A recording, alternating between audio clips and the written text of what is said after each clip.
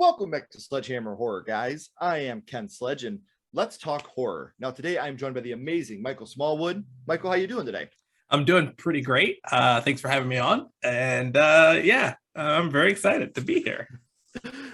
No, man, I'm super excited to have you. For those of you that don't know, Michael is an actor, writer, director, and teacher, and alumni of the College of Charleston. He's also studied theater, acting, writing at the Kennedy Center in Washington, D.C., and Horizon Theater Company in Atlanta, Georgia. So before we move on a little bit, what's it like juggling everything, being an actor, writer, director, teacher? What's it like trying to juggle all that at one time? It can sometimes be a bit overwhelming. I work for a local newspaper. I have a podcast, and I do all of that, as well as acting in theater and film projects, and working in arts education, stuff like that. Like it can be a little overwhelming. Sometimes I look at my calendar and I'm like, oh, I'm not going to get to sit down today. But for the most part, it's great. It does, the benefit of it is it means that, like, at no point am I without an artistic outlet, basically. So between acting roles, I've got plenty of writing to do. I am constantly looking at directing projects or writing screenplays, and I'm always teaching and giving advice to the next generation of actors and writers and stuff. So it's pretty exciting to get to do it all. It's very fun, but it can be a little overwhelming sometimes. Oh, I bet it could be stressful at times too.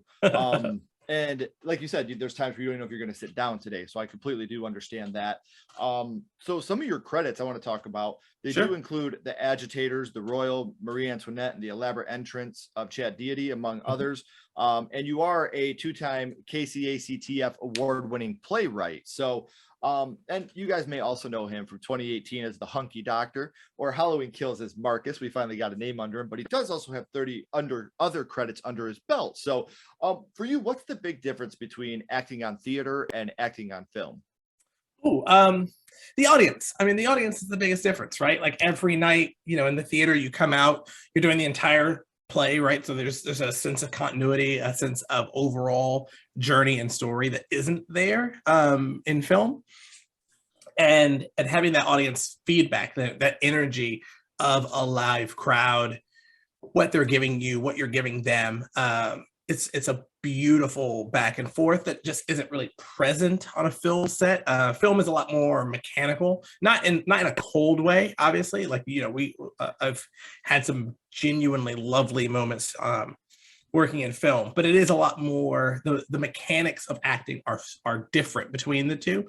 There's a lot more repetition in the moment of different things while you're filming. A lot more like I'm having this moment, but I'm also very presently aware of where the camera is and what this movement absolutely needs to be, or else it's not going to look right in the frame. So they present differently.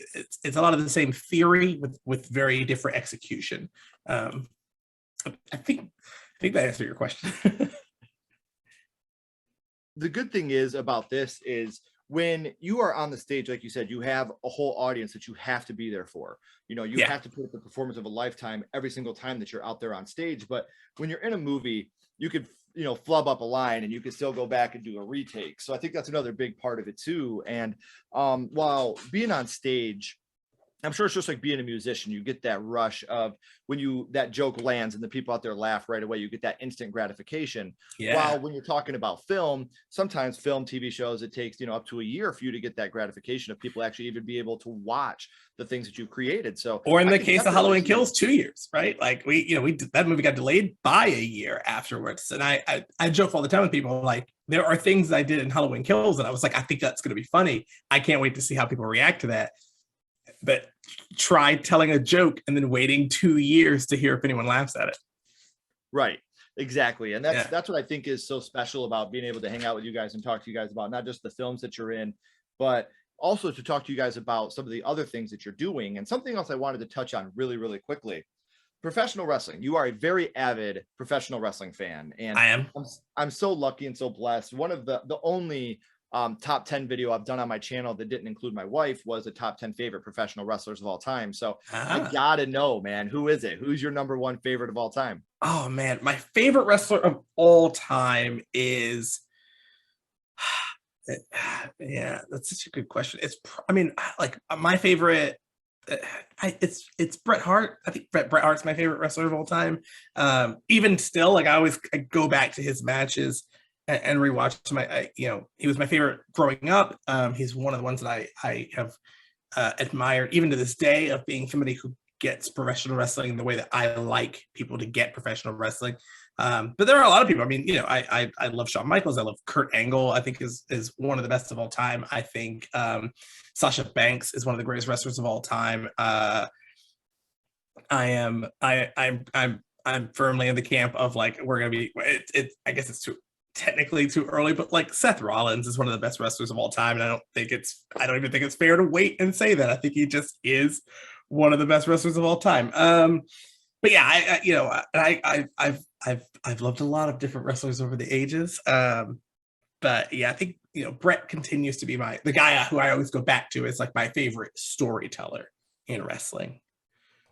See, and I'm right the opposite of you, man. I'm going sweet chin music. Shawn Michaels, that's my dude.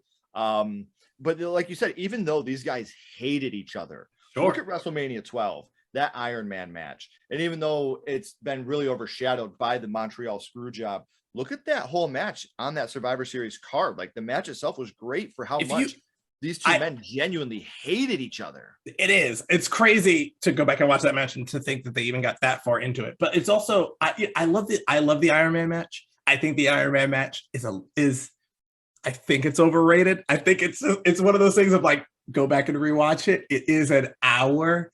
And it's a lot of rest holds. There's not a lot that happens in it. But I do think that like the things that do happen in it, the moments that do work because those two had. I don't know that I think Bret and Shawn had chemistry so much as I think they were just two of the best wrestlers in the world at the time. And I think that they just worked well together. But I mean, Bret and Shawn have proven that they work well with anyone. Right. I think it's unfortunate that we never got really a match between the two to like really show that they had great chemistry. And it's really unfortunate that they didn't get along better, because we could have seen some incredible matches to prove that they had this incredible chemistry, but they really didn't. They just were like the two best wrestlers of the day. Because even though I love Shawn, like that guy was such a big baby when things didn't go his way. Like you look at the SummerSlam match with him and Hulk Hogan and the ultimate sell jobs in that match. Like, but you even to watch. Oh yeah, but even if you even go further back, like Shawn, it's so funny to go back and look at the '90s and to think of how much of the '90s, how many things were either like how many people's runs, how many things about the '90s were utterly ruined just because Shawn had a bad attitude. Like we could have gotten so much Bret and Shawn if Shawn had just been a better dude, right? Like we would have had they would have wrestled at WrestleMania 13 after the Iron Man match. They would have continued to wrestle each other for ages, right? But Shawn was a jerk. Like Shawn ruined Vader's run. Like Vader came in and was going to be huge in the dub. Like he would have they were going to have him beat Shawn at Survivor Series to take the belt off him. But Shawn was like, no, I'm not working with him again because I'm a jerk. Like, what are you talking? Like, what are you doing? Like, so much of the 90s is completely influenced by Shawn Michaels is a jerk, ruins this for whoever. It's just so heartbreaking. Exactly. And that's the thing about it, is the fact that you even watch that match with him and Vader, and he goes for that elbow drop on SummerSlam and he lands on his feet because Vader didn't move, and he's like, what the fuck? And he just kicks him right in the head, and it's like the dude made a mistake and you acted like a huge baby over the situation. One mistake in an otherwise good match. Like, you know what I mean? Like one mistake in an otherwise great match. Like you're just being a baby. Like, what are we doing? Right. I think the intimidation of, and what I don't get is you don't want to work with Vader because he's a big guy and he messes up a lot. Yet you were willing to drop the strap to Sid. Like, so, right. A big guy who messes up a lot. Yeah. So anyway. You can't. It's just funny. It's just funny how these things work out. But I do want to bounce back, man. I do want to say real quick before we actually get started on this episode that I love what you did in Halloween Kills. I love, thank you. There's little things you do in Halloween Kills that I think really go underrated. Like when you're walking out to the car and she's like, he's in the car, go to the car. And you're like, go, fuck that. Like, I'm not going to the car, and then like these little line deliveries. And I love the fact that In my opinion, I think you have the best kill in the movie. I see your eye has healed up well. So It has, yeah.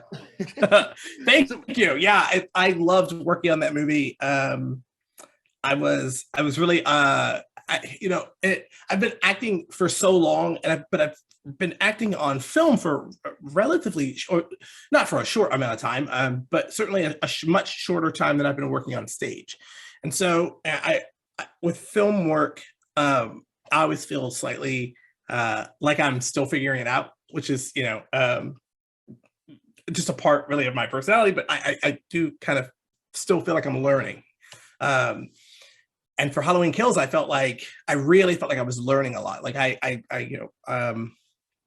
was my biggest role to date, and certainly my biggest role in a project of that size.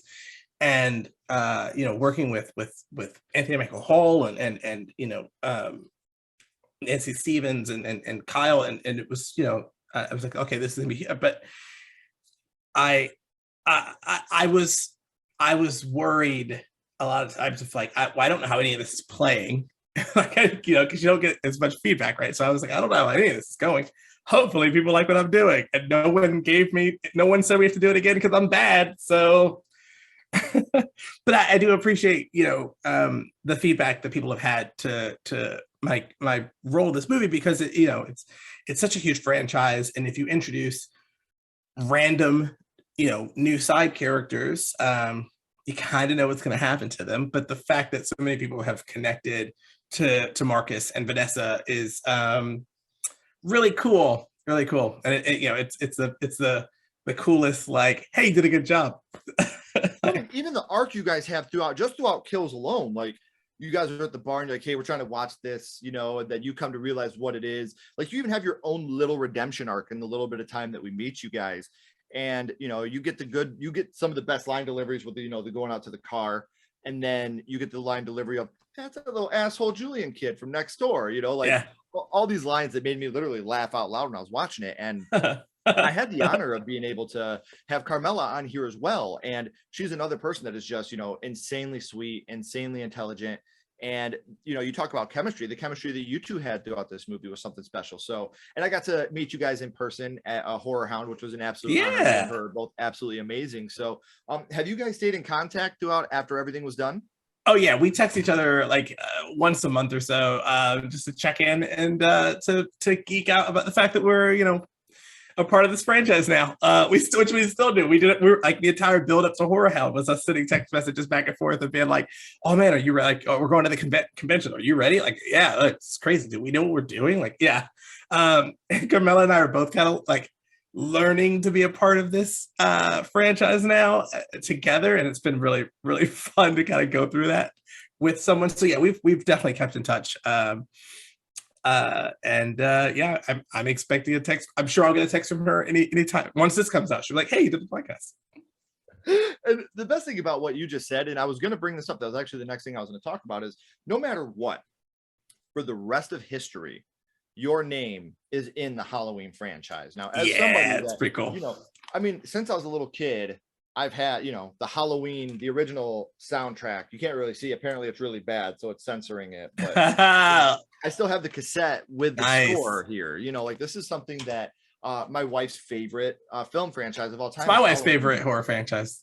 See, like, and now you're a part of that forever, no matter what. That can never be taken away from you. And as somebody who is so envious of that, what's that feel like for you to know that you are forever ingrained in one of the best horror franchises of all time?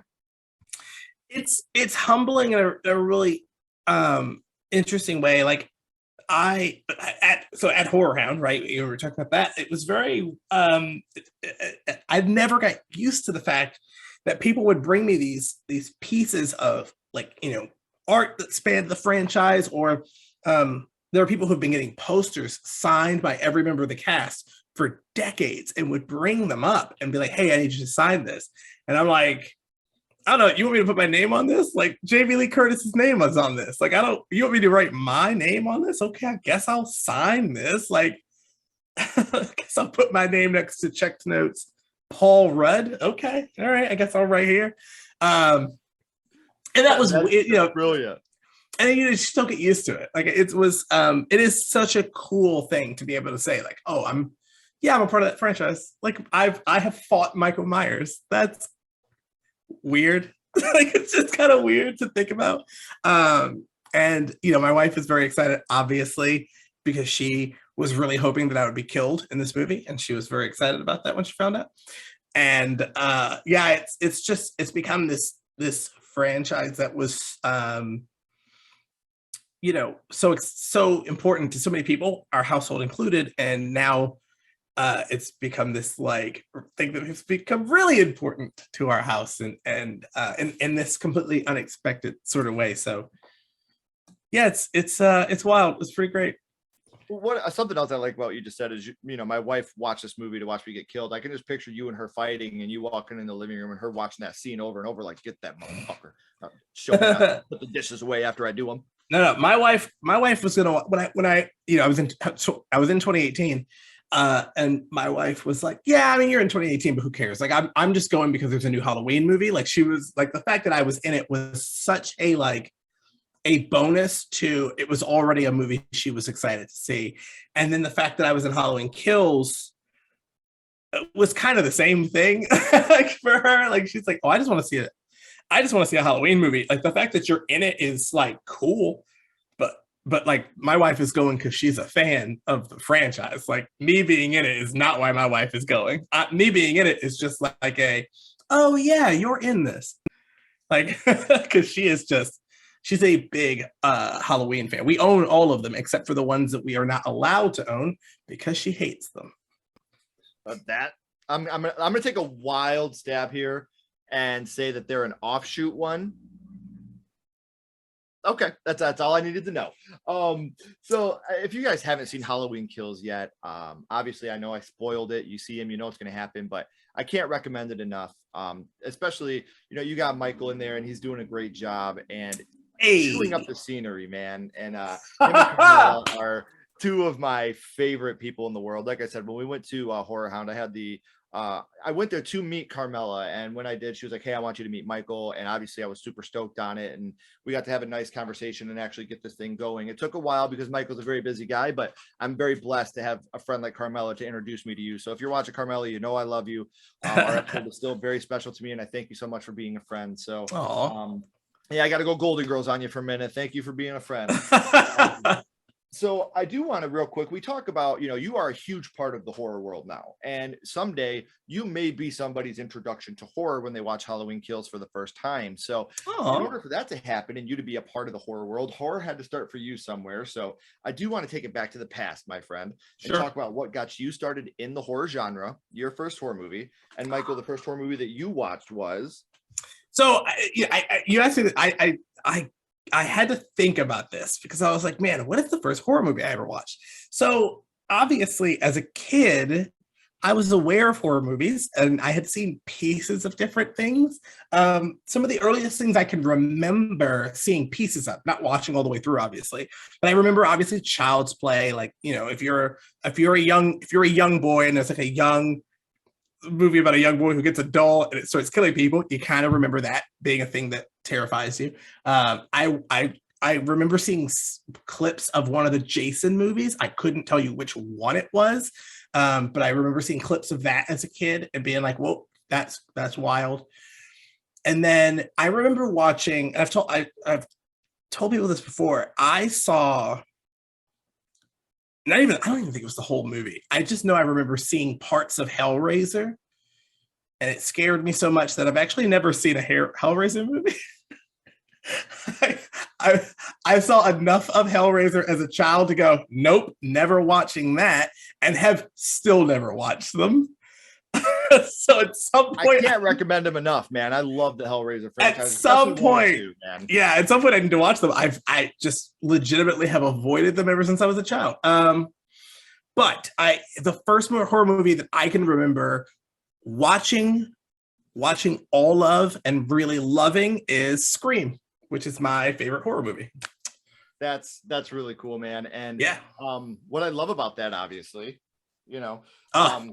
you're talking about a franchise that we were talking about, a franchise in Halloween that is super influential. the younger generation, Scream is their Halloween, their Nightmare on Elm Street, and deservedly so. What an amazing franchise. Do you remember about how old you were the first time that you had actually watched Scream? Oh man, so let's see. So Scream's what, 96, 97? 96. 96, right? The first one's 96. So I would have been 10 when that movie came out. And I don't think I didn't see it in theaters, obviously. I would have seen it on VHS. So probably like 11. I would have probably been like 11 when I saw it for the first time. Yeah. I definitely didn't see it in theaters. I know that, but I definitely would have watched it at home when it came out. So yeah, probably like 11. And do you remember who you were with the first time you had seen it? Oh, no, I don't. Oh, that's a really good question. I don't remember who I was with the first time I saw Scream. I would imagine it was either my parents or my brother, or maybe I watched it alone. It would have been some combination of like my immediate family or just by myself, like, all right, I guess I'm watching this now. And it's funny because in 96, and I think people, and I'm not trying to talk down on anybody or be condescending, but people that weren't around at that time, I don't think they truly understand the impact that Scream had then. Like Scream was really the cool thing at that moment. Like, oh, absolutely. Yeah. Like that was it. Like this is yeah. This is the cool thing. I gotta watch this. Everybody's talking about it. So for you to say you watched it alone really doesn't surprise me at all, because back then that was almost the cool thing to do, was to watch Scream.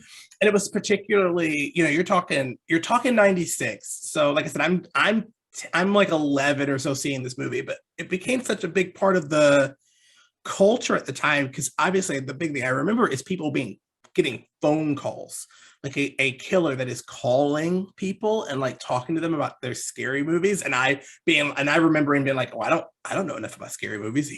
I would get killed. And also it being the early days of cell phones.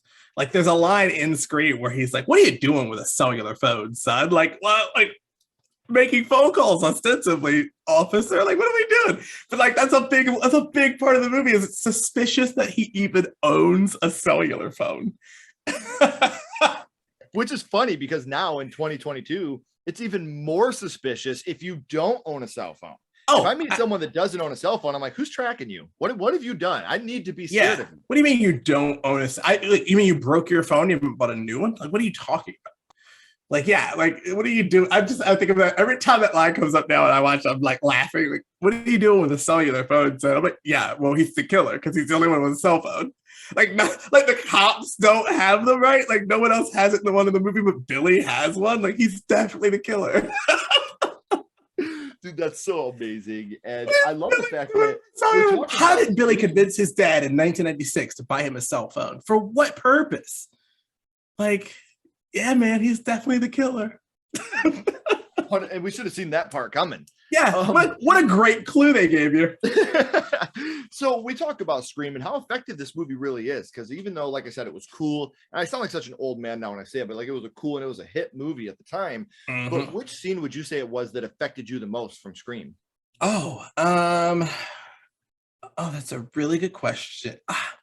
I think the scene that stuck out to me the most from the original Scream might be the ending. It might be everything at the house. Like, basically, I have never stopped thinking about and will never stop thinking about Matthew Lillard's beautifully unhinged performance in the final 20 minutes of that movie. Like, even as a kid, I was like, oh, that guy is like, this guy's going for it. The minute I understood the concept of chewing scenery, that was the scene I thought of. Like the minute, every time I was like, oh, overacting. Oh, you mean, okay. All right. Okay. Oh, chewing scenery. Oh, you mean, oh, okay. All right. Like killing, like crushing it. Oh, you mean, okay. All right. Like, it's one of my favorite performances of all time. And it's certainly the thing that I've always, every time I think about the movie, I immediately think, obviously the voice, like, that's such an iconic part of it, like the voice and surprise Sydney and all that stuff. But like, for me, that movie lives or dies on Matthew Lillard's beautiful performance as Stu. Like, come on, it's so good. And what you just said, I think one of the best lines ever in that whole movie is when she runs into Stu and he just looks down at her and he's got the voice changer. Surprise, Sydney. Like, we're all like, what? There's two killers. Two killers. Also a huge reveal at the time. Two killers. Yeah. What we often forget too, because we've seen the movie so many times, is how great that twist was, because we just watched Billy Loomis die upstairs. Like, we just watched this guy die, and now he's stumbling down the stairs and he, delivers the awesome, we all go a little mad sometimes. No, Billy! Oh, fuck! The psycho line. And so the whole third act of this movie is just so, and even with, like, the chewing the scenery and being over the top with his acting, that's not always a bad thing. Like, people say that overacting. Listen, I cannot stress enough that when anything that I say about Matthew Lillard's performance as Stu, it is said with, like, the greatest admiration. Like, that is one of my favorite performances in any movie ever. Like, I'm not even exaggerating. I think that is a brilliant performance.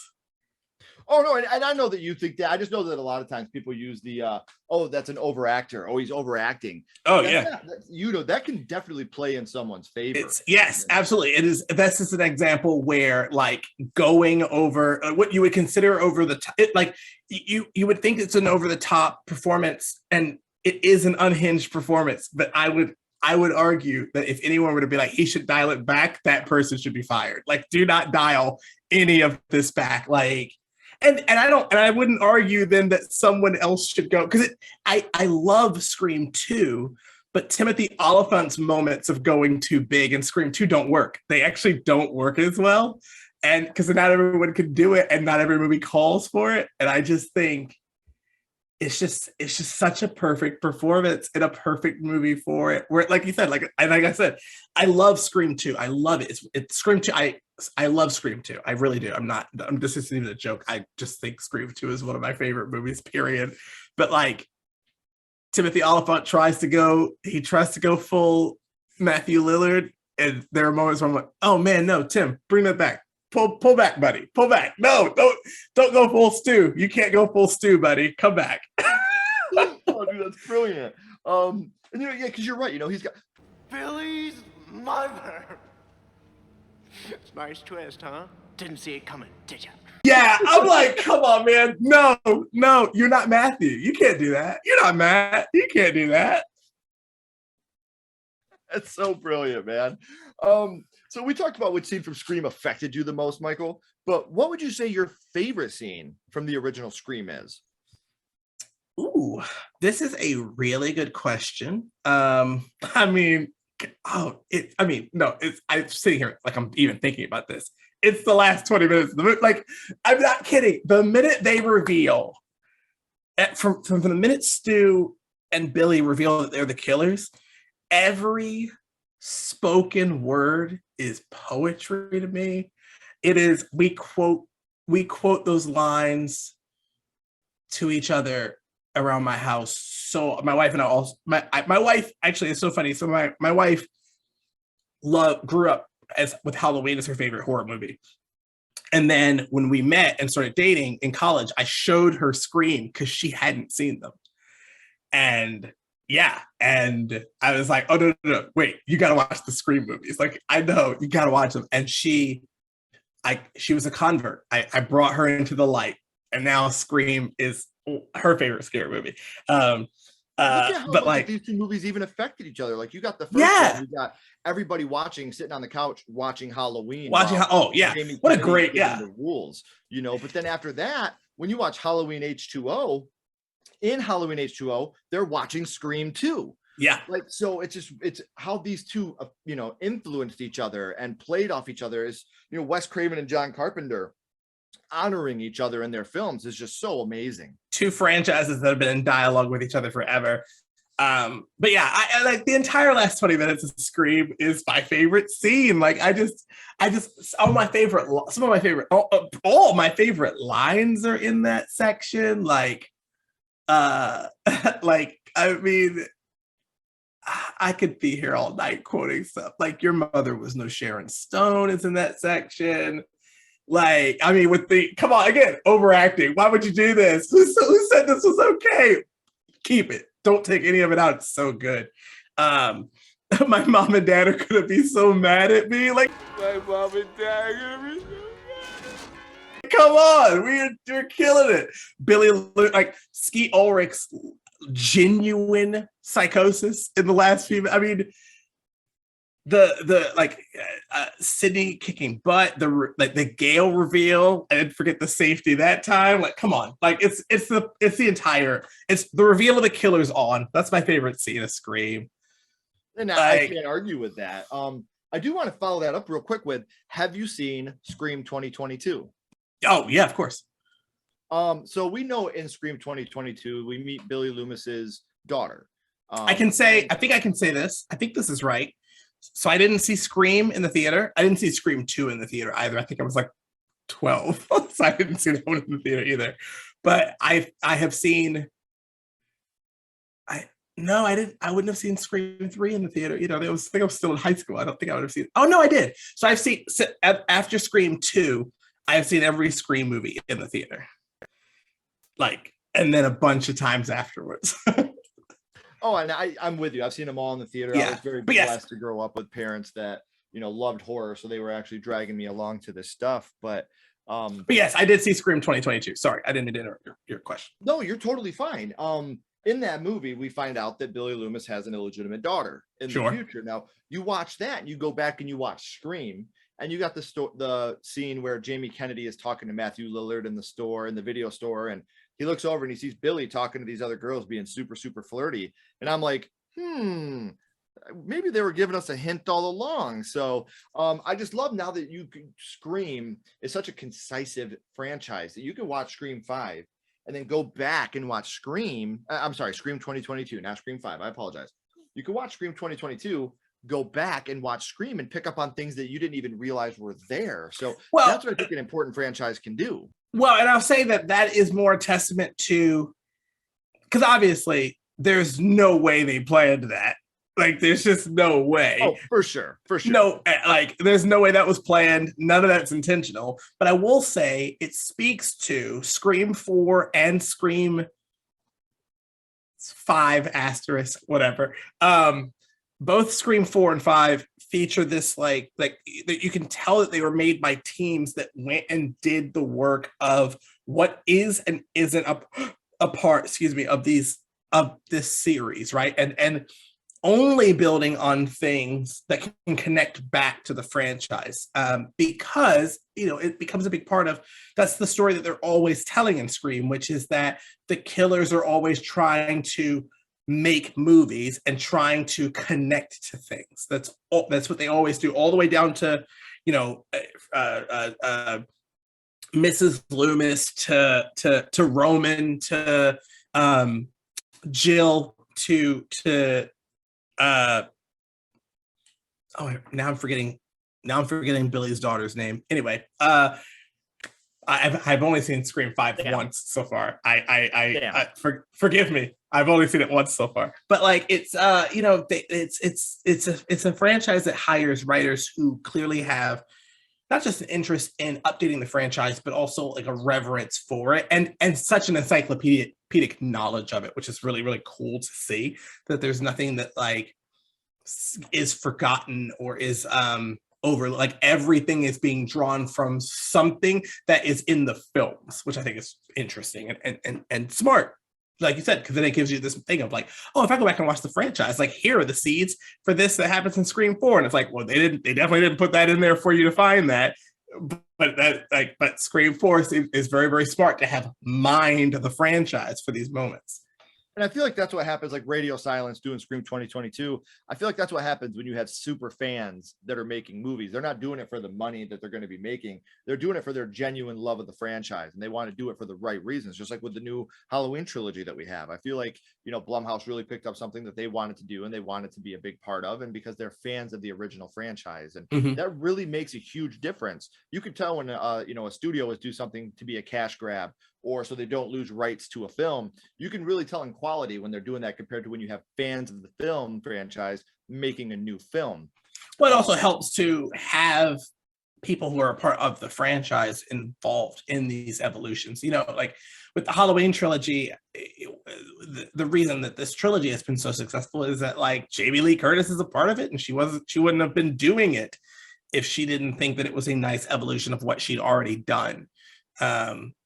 Which, you know, so and I think that same thing happens with Scream. Like, you know, for Scream 4, like they could have done Scream 4 without Sydney, without Nev, without Courtney, but they didn't, right? Because they got them to come back, and the legacy team members clearly see something worth telling in these stories, which means that they're good stories for the franchise. You know, and it's unfortunate that Nev won't be returning for the next installment, but it is what it is at this point. You know, she's done her part for the franchise, and I think it's a bummer, but I feel like, you know, she's making the right decision for her life, and as fans, we got to respect that. So we do often talk about kills, you know, being fans of horror genre. We do love the kills, and Scream does have a couple really big kills. Which kill would you say was the one that stuck with you the most from Scream? The cameraman's throat slitting is pretty intense, and that's one that definitely sticks with me when I watch, like when I go back. Obviously, and also like obviously Tatum getting caught in the door is a big iconic one that, you know, sticks with everybody, because that's like the kill you think of from the first one. Or you know what, or Billy. Like Gail killing Billy with the fake out of the coming back to life. Like Gail killing Billy is a big one too. I'll go with that one. I'll go with Gail killing Billy. Okay. And I do want to say real quick, for those of you that don't know, my real genuine name is Ken Sledge. That is not a stage name. That's not a screen name. My name is Ken Sledge. And up until 14 years ago, when I had my son who has my name, I went by Kenny Sledge. Now, I will tell you from experience of having this name for 36 years, if there's a character in your movie named Kenny, that motherfucker's going to die. Now, we've seen that with the cameraman here. And every time I see a Kenny in a movie, I'm like, ooh, this is not going to be good for him. He ain't making it out. He ain't making it out. It's not on the list of safe names. It's certainly not. No. So now another question I have. We talked about, and you already answered this, but I still got to ask you because we are talking about Scream, and that was your first horror movie. But I do got my little buddy Ghostface here to ask you a question. Okay. What's your favorite scary movie, Michael? Oh. What is your favorite horror movie of all time? Oh, I mean, okay. So my favorite horror movie of all time is Scream. Obviously, I come back to it every year. I watch it every year. I really watch the entire franchise every year. But like every year, my wife and I would be like, okay, it's September 27th, the day of the Woodsboro murders. Let's start watching the movies. I hope I didn't get that date wrong. So I mean, that's my favorite horror movie. But there are some other ones that are, you know, like other than Scream. Let me mention one that isn't Scream. I am a huge fan of the Blair Witch Project. Hear me out, because I was 13 years old when this movie came out. The movie is set in Burkittsville, Maryland. I'm from Baltimore, Maryland. So like I know where that is. And it was like the first like, oh, we're going to air like newscast viral marketing about like the Blair Witch. So 13-year-old me, they got me. I was all in on thinking that this footage was real and that this was an actual documentary. Like they 100% got 13-year-old me, and that movie freaked me out. Obviously, looking back at it now, it doesn't hold up at all, and like it doesn't always get me when I'm like, oh, I respect it as a movie, but it no longer has the same effect on me. But man, at the time, they got me. So I got to give a shout out to the Blair Witch Project for being one of the most effective horror movies I have ever seen at the time, at my age, the way they did it. But I think my other favorite horror movies, like I really love. Have you the horror movie Raw from 2016? Yes. Julia Ducournau's Raw. I love that movie. I've been kind of obsessed with it since I saw it, and I keep coming back to it of being like, this movie is insane and it's so crazy. And I just can't get it out of my head. And body horror is something that really gets me. Like it's the thing that like I'm like, oh, I want to watch this, but also I'm gonna watch this with my fingers over my eyes. So that movie is amazing, and that's probably my favorite modern horror movie. And certainly my favorite. That's my favorite horror movie that isn't one of the Screams. That and I also really liked. I love The Descent. I think The Descent is great. There are obviously classics like Halloween, Psycho. Halloween, Psycho, absolutely love those. I recently, because I had seen it like as a kid and didn't remember it, and I recently rewatched Candyman before seeing the new one, and I love Candyman. I thought it was really, really good, and I hadn't watched it since I was a kid. When I was a kid, I just didn't get it. I was just kind of freaked out by it. But man, watching it as an adult, oh, love that movie. It's great. It's beautiful great. Love story. Yeah, beautiful movie about the concept of legends and myths. Like I love that movie, and I thought they did a really great job with the reboot of like continuing to build on that mythology and to have the same vibe as the original one. So those are big ones for me as well. But yeah, I think other than Scream, Raw is my favorite horror movie. And that's perfectly fair. And I do want to say something you were just talking about with the Blair Witch Project. We didn't have Google in our pockets back then to be able to look up if this was real or not. So I completely agree with you. And I've told this story before on the podcast, but I remember being a young, 14-year-old punk rocker with my green spikes and my leather jacket, smoking a cigarette outside Sarah Tuckerman's house. Like, that shit really happened, man. My friend was cousins with him. That shit's real. Just being a 14-year-old talking shit. Like, I remember that movie was huge to us because it seemed so real. No joke. In the build up to the movie, they were like airing like news documentary. I watched a whole documentary about the Blair Witch and was like, oh, I didn't know this story, but I know where this is. And then I watched the movie and the cast didn't do interviews. Like there was no press. I was like, you could never do that now. You could never do that again. Not in a million years. That marketing will never be done again. You couldn't do it just because like we would know. Like we would know. There's no way around it. Like, you could kind of try. I guess, I don't know.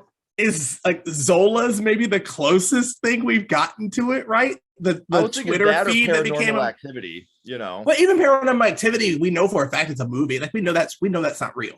But like Zola is based on that Twitter thread, and like so that's kind of the closest thing we've done.